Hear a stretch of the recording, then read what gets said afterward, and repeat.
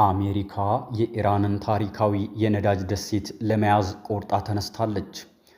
ፕሬዝዳንት ዶናልድ ትራምፕ በኢራን የሲቪል ተቋማት ላይ ጥቃት ለመሰንዘር አዲስ ዛቻውን ሰነዘሩ። ሶሪያ ኢራንን አወገዘች። ስፔን የአየር ክልሏን ዘጋች። በሃይፋ የእስራኤል የነዳጅ ማጣሪያ ላይ ከፍተኛ ጥቃት ደረሰ። ተመልካቾቻችን ከጄኔሬሽን ሚዲያ በዝርዝር ወደምንመለከታቸው ዜናዎች እናልፋለን። የጄኔሬሽን ሚዲያን ሰብስክራይብ፣ ላይክ እና ሼር በማድረግ ከእርሱ የሚጠበቀውን ኃላፊነት እየተወጡ አገልግሎቱን ያበረታቱም። ጤና ይስጥልን።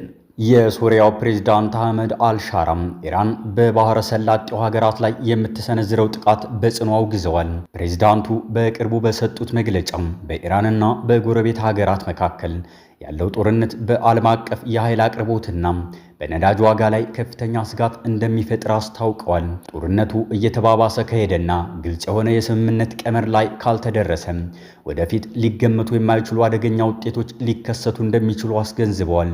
ፕሬዝዳንቱ አክለውም በባህረ ሰላጤው ሀገራት ላይ የሚሰነዘሩ ጥቃቶችን በጽኑ እንደሚያወግዙ ገልጸዋል። አልሻራ አክለውም የባህረ ሰላጤው ሀገራት ወደዚህ ግጭት የገቡት በራሳቸው ፍላጎት ሳይሆን በኢራን ጥቃት ስለተፈጸመባቸው መሆኑን አብራርተዋል።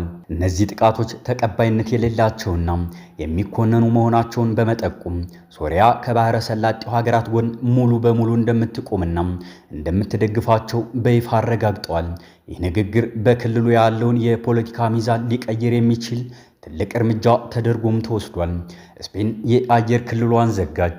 የስፔን የበረራ መቆጣጠሪያ ማማሴፒን በኢራን ላይ ጥቃት የሚፈጽሙ የአሜሪካ አውሮፕላኖች በግዛቷ እንዳያልፉ የአየር ክልሏን መዝጋቷ የአገሪቱ የመከላከያ ሚኒስቴር ማርጋሪታ ሮቤልስ አስታውቀዋል። ሚኒስትሯ ጨምረውም አሜሪካ በስፔን ግዛት ውስጥ የሚገኙ የጦር ሰፈሮቿን ከኢራን ጦርነት ጋር በተያያዘ ጥቅም ላይ እንዳይውል ማዘዛቸውንና ይህንንም ከመጀመሪያው ለአሜሪካ መንግስት አስታውቀናል ብለዋል። በስፔን ውሳኔ ላይ አሜሪካ እስካሁን አስተያየት ያልሰጠች ሲሆን ከዚህ ቀደም ግን ፕሬዝዳንት ትራምፕ ስፔን በኢራን ጦርነት ላይ ተቃውሟን በማሰማቷ ሙሉ የንግድ ማዕቀብ እንደሚጥሉ ዝተው ነበር። በኢራን ላይ የተከፈተውን ጦርነት ከመጀመሪያው አንስቶም በመቃወም ዋነኛ የሆኑት የስፔን ጠቅላይ ሚኒስትር ፔድሮ ሳንቼዝ አሜሪካንንና እስራኤልን ግዴለሽና ህገወጥ በማለት ገልጸዋቸዋል። በመጋቢት ወር መጀመሪያ ላይ ጠቅላይ ሚኒስትሩ በስፔን አንዳሉዥያ ግዛት ውስጥ የሚገኙትን ከአሜሪካ ጋር በጋራ የሚያስተዳድሯቸውን ሮታና ሞሮን የተባሉ የጦር ሰፈሮችን አሜሪካ እንዳትጠቀም ከልክለዋል። የአሁን የአየር ክልል እገዳ ይፋ ከመሆኑ ቀናት በፊት ከኢራን ጦርነት ጋር በተያያዘ ነዳጅ ጫኝ አውሮፕላኖችን ጨምሮ ሁሉም የአሜሪካ በረራ እቅዶችን ጠቅላይ ሚኒስትሩ ውድቅ አድርገዋል። አሜሪካ በሌሎች ሀገራት ከሚገኙ የአሜሪካ ጦር ሰፈሮች የሚነሱ ወታደራዊ አውሮፕላኖች በስፔን የአየር ክልል ላይ ማቋረጥ ወይም ለአስቸኳይ ጊዜ ለማረፍ ወሳኝ ነው። የስፔን ውሳኔ የአሜሪካ አውሮፕላኖች ተጨማሪ ርቀትን እንዲጓዙ ሊገደዱ ይችላሉ። በሃይፋ የእስራኤል ነዳጅ ማጣሪያ ላይ ከፍተኛ ጥቃት ደረሰ። በሰሜናዊቷ የእስራኤል ከተማ ሃይፋ በሚገኘው የነዳጅ ማጣሪያ ግቢ ውስጥ በሚገኝ አንድ የኢንዱስትሪ ህንፃና የነዳጅ ጫኝ ተሽከርካሪ ላይ በሚሳኤል ፍንጣሪ ሳቢያ ከፍተኛ ጉዳት መድረሱን የእስራኤል የእሳት አደጋ መከላከል አገልግሎት አስታውቋል። ጥቃቱ የተፈጸመው በኢራንና በሊባኖስ በሚገኘው የሂዝቦላ ታጣቂ ቡድን በኩል የተቀናጀ የሚሳኤል ውርጅብኝ እየተካሄደ በነበረበት ወቅት በመሆኑ የተመታው ሚሳኤል ከየትኛው ወገን እንደተተኮሰ እስካሁን በውል ማወቅ አልተቻለም። የእስራኤል መከላከያ ሰራዊት የሚሳኤል መቃወሚያዎች ጥቃቱን በአየር ላይ ለማክሸፍ ቢሞክሩም ተመትቶ የወደቀው የሚሳኤል ፍንጣሪ በነዳጅ ማጣሪያው ውስጥ በሚገኝ የቤንዚን ታንከር ላይ በማረፉ ከፍተኛ እሳት ተቀስቅሷል። የእሳት አደጋ ሰራተኞች አካባቢውን ለመቆጣጠር በቦታው ተሰማርተው የሚገኙ ሲሆን በአሁኑ ሰዓት በሰው ሕይወት ላይ የደረሰ ጉዳት አለመኖሩንና አደጋው ወደ ሌሎች የነዳጅ ማከማቻዎች እንዳይዛመት ጥረት እየተደረገ ይገኛል። ይህ ጥቃት በመካከለኛው ምስራቅ ያለውን ቀውስ ወደ አዲስ ምዕራፍ ሊያሸጋግር እንደሚችል ተሰግቷል። አሜሪካ የኢራኗን ታሪካዊ ነዳጅ ደሴት ለመያዝ ቆርጣ ተነስታለች። በባህረ ሰላጤው አካባቢ ያለው ወታደራዊ እንቅስቃሴ እጅግ አስፈሪ ደረጃ ላይ ደርሷል። የኢራን የኢኮኖሚ የጀርባ አጥንት ተደርጋ የምትወሰደውን ካርግ ደሴትን የአሜሪካ ጦር በቁጥጥር ስር ለማዋል ማቀዱን የሚጠቁሙ መረጃዎች እየወጡ ይገኛሉ። ፕሬዝዳንት ዶናልድ ትራምፕ በሰጡት መግለጫ ኢራን የሆርሙዝ ስትሪትን ለመክፈትና ለሰላም ድርድር ዝግጁ ካልሆነች ሁሉንም አማራጮች እንደሚጠቀሙ አስታውቀዋል። በተለይም የኢራን 90 በመቶ የነዳጅ ኤክስፖርት የሚከናወንባት ካርግ ደሴትን መያዝ እንደ ትልቅ የድርድር ካርታ እየታየ ነው።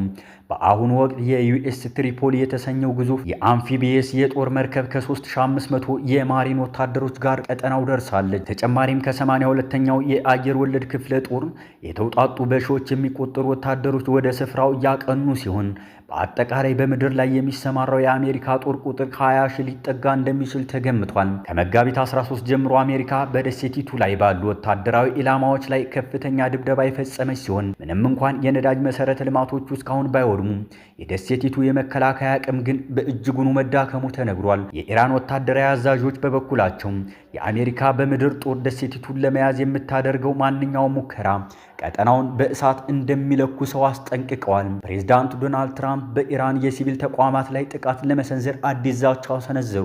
እንደ አልጀዚራ ዘገባ የተባበሩት መንግስታት ድርጅትና ዓለም አቀፍ የሕግ ባለሙያዎች ድርጊቱ የጦርነት ወንጀል ሊሆን ይችላል ሲሉ እየነቀፉት ባለው መግለጫ የአሜሪካው ፕሬዝዳንት ዶናልድ ትራምፕ በኢራን የሲቪል መሰረተ ልማቶች ላይ ጥቃት ለመሰንዘር ያላቸውን እቅድ በድጋሚ ገልጸዋል። ፕሬዝዳንት ትራምፕ ቀደም ሲል በኢራን የኃይልና የኤሌክትሪክ ተቋማት ላይ ጥቃት እንደሚሰነዝሩ ሲያስጠነቅቁ የቆዩ ቢሆኑም ባወጡት አዲስ መግለጫ ግን የጨው ውሃን ወደ ንጹህ መጠጥ ውሃ የሚቀይሩ የዲሳሊኔሽን ፋብሪካዎችን በኢላማነት ዘርዝረዋል። እርምጃ በሚሊዮኑ የሚቆጠሩ ሰላማዊ ሰዎችን የውሃ ምንጭ አደጋ ላይ የሚጥል መሆኑ ተገልጿል። ትራምፕ በማህበራዊ ገጻቸው ባሰፈሩት ጽሑፍ አዲሱና ምክንያታዊ ከሆነው የኢራን መንግስት ጋር ወታደራዊ ዘመቻችንን ለማቆም በሚደረገው ድርድር ላይ ትልቅ መሻሻል ታይቷል። ነገር ግን በሆነ ምክንያት ስምምነት ላይ ባንደርስና የሆርሙዝ ስትሪት ለንግድ ክፍት ካልሆነ የኢራንን የኤሌክትሪክ ማመንጫዎች፣ የነዳጅ ጉድጓዶችና የካርግ ደሴትን ጨምሮ ሁሉንም የውሃ ማጣሪያ ፋብሪካዎች ሙሉ በሙሉ በማውደም ቆይታችንን እናጠናቀቃለን ሲሉ አስጠንቅቀዋል። ይህ የፕሬዝዳንቱ ዛቻ በዓለም አቀፍ የሰብአዊ መብት ሕጎች ዘንድ ጥብቅ ክልከላ የተደረገባቸውን የሲቪል ተቋማት ኢላማ ያደረገ በመሆኑ ከፍተኛ ተቃውሞ እያስነሳ ይገኛል። በማንቸስተር ዩኒቨርሲቲ የዓለም አቀፍ ሕግ ረዳት ፕሮፌሰር የሆኑት ዩራሲ ሲኦዲ ለተባበሩት ሚዲያዎች በሰጡት አስተያየት ይህ ግልጽ የሆነ የጋራ ቅጣት እርምጃ ሲሆን በዓለም አቀፍ ሰብአዊ ሕጎች የተከለከለ ነው ብለዋል። መንግስትን ለማስገደድ ሲባል ሰላማዊ ሰዎችን ሆን ብሎ ለጉዳት መዳረግ በሕግ ተቀባይነት እንደሌለውም ባለሙያዋ አክለው ገልጸዋል። ፕሬዝዳንቱ ድርድሩ ውጤታማ እንደሚሆን ተስፋ ቢያደርጉም የዛቻው ቃና ግን በቀጠናው ላይ ያለውን የጦርነት ስጋት ይበልጥ ከፍ አድርጎታል። የኢራን መንግስት እስካሁን ለዚህ ዛቻ የሰጠው ይፋዊ ምላሽ ባይኖርም ጉዳዩን ዓለም አቀፉ ማህበረሰብ ትኩረት ስቦ ይገኛል። ተመልካቾቻችን ከጄኔሬሽን ሚዲያ ለሰዓቱ የነበሩን ዜናዎች እነዚህን ይመስሉ ነበር። በሌላ የጄኔሬሽን ሚዲያ ወቅታዊና ታማኝ መረጃዎች እስከምንገናኝ የጄኔሬሽን ሚዲያን ሰብስክራይብ፣ ላይክ እና ሼር በማድረግ አገልግሎቱን ያበረታቱ። ጤና ይስጥልን።